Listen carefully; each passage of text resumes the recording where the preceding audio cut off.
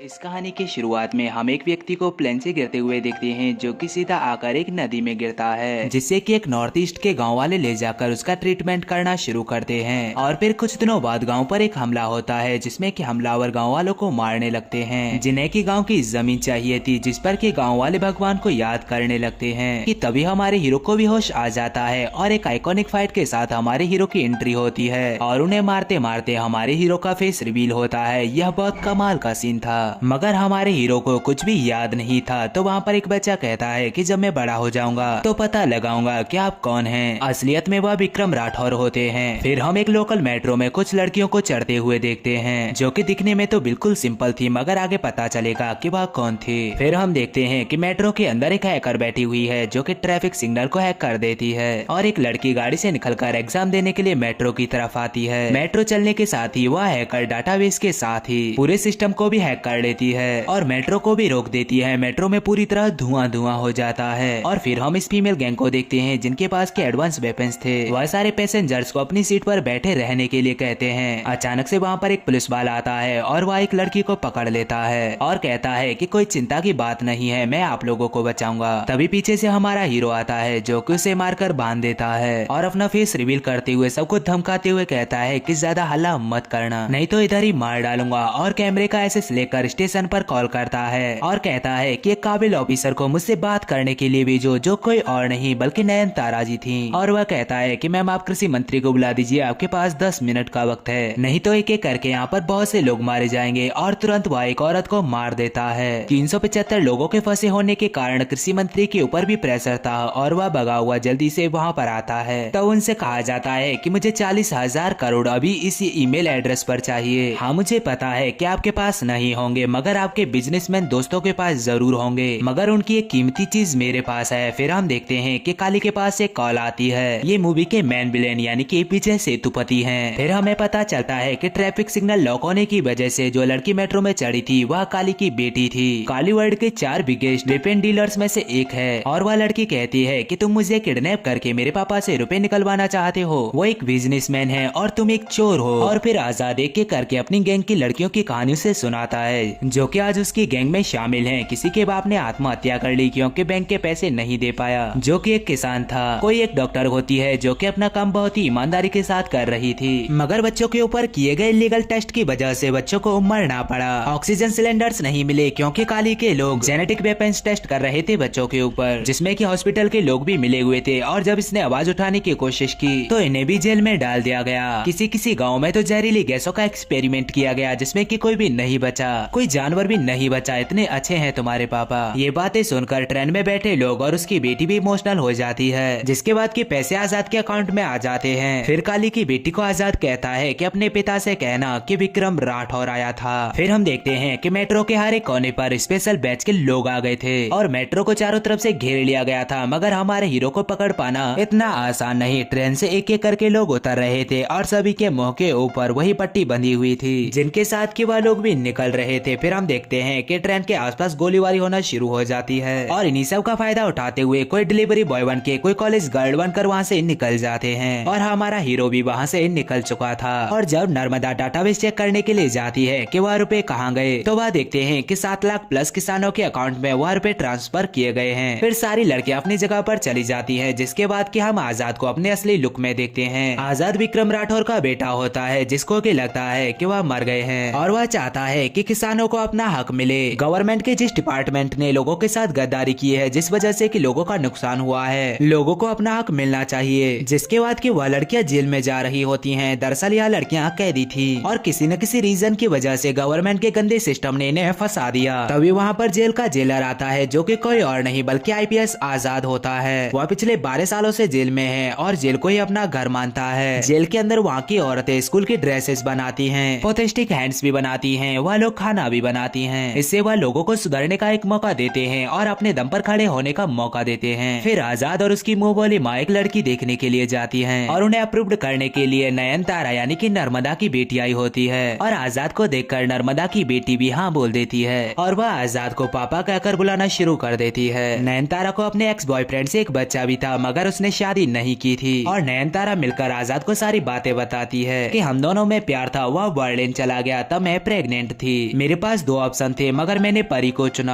आजाद कहता है कि उसने तो मुझे अपना लिया अगर आप हाँ बोलते हो, जिस पर कि नयनतारा हाँ कह देती है। जिसके बाद कि हम एक हेल्थ मिनिस्टर को देखते हैं जो कि एक हॉस्पिटल के बारे में जमकर झूठ बोल रहा था कि उसने सरकारी हॉस्पिटल को एक हाईटेक हॉस्पिटल बना दिया है, जिस वजह से कि अब प्राइवेट हॉस्पिटल की तो जरूरत ही नहीं है क्योंकि वह सारी सुविधाएं आपको सरकारी हॉस्पिटल में मिलेंगी। अगर मुझे कोई गोली मारेगा तो मैं सरकारी हॉस्पिटल में जाऊंगा। और उसकी ये ख्वाहिश भी पूरी हो जाती है, उसकी छाती पर आकर एक गोली लगती है। जिसके बाद के आजाद के लोग हेल्थ मिनिस्टर को किडनैप करके उसी सरकारी अस्पताल में ले जाते हैं और नर्मदा जी से बातें करते हुए कहता है कि कुछ सालों पहले इस हॉस्पिटल के जो एमडी थे उन्हें बुलाया जाए और उससे कबूल कराया जाए कि कुछ सालों पहले हॉस्पिटल में क्या हुआ था। फिर काली एमडी को इंस्ट्रक्शंस देता है और वह सारी बातें कबूल कर लेता है, कैसे बच्चों के ऊपर दवाइयों का टेस्ट किया गया और कैसे मेरी लापरवाही की वजह से कई सारे बच्चे मारे गए। इरनी ने तो उन्हें बचाने की कोशिश की थी मगर हमने उसे ही फंसा दिया। फिर आजाद कहता है कि हमारा काम तो खत्म हो गया, हमें लेने के लिए एक चॉपर भेज दीजिए और हम सेफली यहाँ से निकल जाएंगे। नयनतारा उनकी ये डिमांड भी पूरी कर देती है। चॉपर तो आता है मगर उन लोगों को लेने के लिए नहीं बल्कि मारने के लिए। और यहाँ पर बहुत अच्छे फाइटिंग सीन्स दिखाए गए हैं। जिसके बाद के आजाद और नर्मदा के बीच एक फाइटिंग होती है जिसमें कि आजाद जीतकर हेलीकॉप्टर से भागने लगता है और नयनतारा के पास उसका मास्क आ जाता है। और इधर काली अपने भाई से कहता है कि मैं कुछ दिनों के लिए रसिया जा रहा हूँ एक वेपन डीलिंग के लिए रशियंस के साथ, एक बार मैं आ जाऊँ फिर इसे भी निपट लेंगे, तब तक तो शांत रहना। नयनतारा अपनी टीम को उस मुखौटे के अनुसार एक स्केच बनाने के लिए कहती है। जिसके बाद के आजाद और नर्मदा शादी कर लेते हैं। वह दोनों काफी खुश थे और इन सबसे ज्यादा खुश थी परी जिसे कि एक पापा मिल चुके थे। और इधर जिगर ने 2-3 पिक्चर्स रेडी कर ली होती है और रूम के अंदर जेल से लड़की आजाद को कॉल करके फर्स्ट नाइट के बारे में पूछती हैं और मजाक करने लगती है। नयनतारा के पास जिगर वह फोटो सेंड करती है तब उसे पता चलता है कि आजादी विक्रम राठौर है जो कि सारे कांड कर रहा है। फिर क्या नर्मदा आजाद पर गन तान देती है और उसके कंधे पर गन शॉट करती है कि तभी उन दोनों के ऊपर भी गोलियां चलना शुरू हो जाती है। आजाद किसी तरह नर्मदा को बचा लेता है और उन सारी गोलियों की आवाज वह लड़कियां जेल में सुन रही थीं और वह लोकेशन को ट्रैक करके आजाद की तरफ बढ़ने लगती हैं। जब आजाद और नर्मदा को होश आता है तो वह बंधे हुए होते हैं जिन्हें के काली के भाई ने किडनैप किया था। वह आजाद और नर्मदा को बहुत मारते हैं। वह नर्मदा के हाथ पर गोली भी चला देते हैं। लड़कियां भी तब तक वहां पर पहुंच जाती हैं मगर उनके पहुंचने से पहले वहां पर विक्रम राठौर आ जाता है और वह कहता है कि बेटे को हाथ लगाने से पहले बाप से बात कर। जहां पर कि शाहरुख खान का जबरदस्त लुक दिखाया गया है और एक आइकॉनिक फाइट भी दिखाई गई है। सबको मारने के बाद विक्रम आजाद के भाई को मार देता है और अपने बेटे को लेकर वहां से चला जाता है। और जब रसिया में काली का डील डन हो रहा था कि तभी उसे कॉल आता है और जब वह मुर्दाघर में अपने भाई को लेटे हुए देखता है तो उसे काफी गुस्सा आती है और कहता है कि मैं तेरी मौत का बदला जरूर लूंगा। और दूसरी तरफ नयनतारा एक प्लान बनाकर उसी सेल में आ जाती है जहाँ पर कि वह लड़कियां थीं और सरकार और आजाद के बारे में अनाप शनाप कहने लगती है कि आजाद को यह सब करने की क्या जरूरत थी। तो वह लड़कियां कहती हैं कि मैम आप आजाद के बारे में कुछ भी नहीं जानती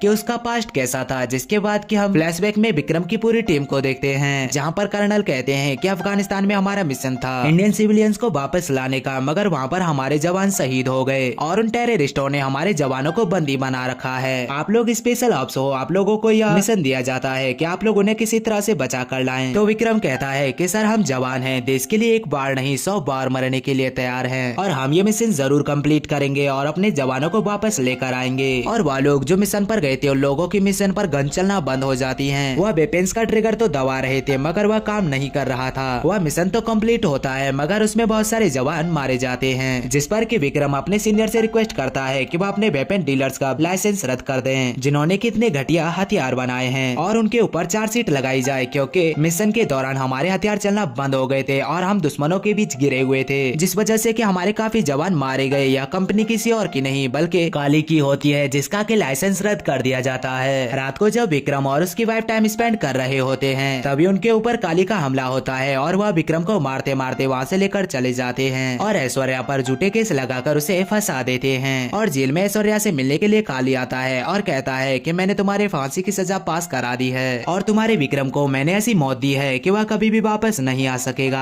हम देखते हैं कि विक्रम में कई गोलियां मारी जाती हैं और उसे प्लेन से गिरा दिया जाता है और ऐश्वर्या को फांसी देते समय अचानक से वह बेहोश हो जाती है। तो डॉक्टर बताती है कि आप प्रेग्नेंट है और लॉ के हिसाब से जब तक उसका बच्चा 5 साल का नहीं हो जाएगा तब तक उसे फांसी नहीं दे सकते। और दूसरी तरफ आजाद को होश आ जाता है तो जैक बताता है ट्रेन में जब तुमने मेरे साथ लड़ाई किया था तो मैंने तुम्हारी शक्ल को पहचान लिया था और तुम्हारा नाम सुनकर था मैंने रिसर्च करना शुरू किया। मुझे स्पेशल ऑप्स के बारे में पता चला, फिर मैं इन लोगों से मिला और मैं इन्हें लेकर अपने गाँव में पहुँचा क्योंकि जब मैं छोटा था तो मैंने इनसे एक वादा किया था कि जब मैं बड़ा हो जाऊंगा तो इन्हें इनकी पहचान बताऊंगा, जो कि आज मैंने ढूंढ के निकाल दिया। तुम्हारे पिता विक्रम राठौर हैं। इन्हें कुछ भी याद नहीं है, मगर हमने इन्हें बताया है कि तुम इनके बच्चे हो और ये बस इतना ही जानते हैं, इनके दिल में तुम्हारे लिए कोई भी फीलिंग्स नहीं है। और इसके बाद हम नर्मदा को देखते हैं, जो कि इतना सब सुनने के बाद आजाद और विक्रम के साथ ही मिल जाती है और वह मिलकर प्लान बनाते हैं कि वह काली को किस तरह हराएंगे। और वह लोग प्लान बनाते हैं कि वह काली के शिपमेंट्स चुरा लेंगे, जिसके बाद के सभी लोग मिलकर एक भयंकर फाइट के साथ वह शिपमेंट्स चुरा लेते हैं। और आखिरी में काली के लोग विक्रम को पकड़ लेते हैं और वह उन लोगों को टॉर्चर करने लगते हैं। और फिर टीवी में एक लाइव चालू होता है, जहाँ पर हम देखते हैं कि आजाद ने पूरी ईवीएम मशीन को चुरा लिया था, जो कि इलेक्शन के लिए जा रहा था। और ये किया था आजाद की गर्ल्स गैंग ने। आजाद तब बोलता है, तेल, नमक, साबुन, गाड़ी, यहाँ तक कि आप रद्दी खरीदने से पहले भी इतना तोल मोल करते हो।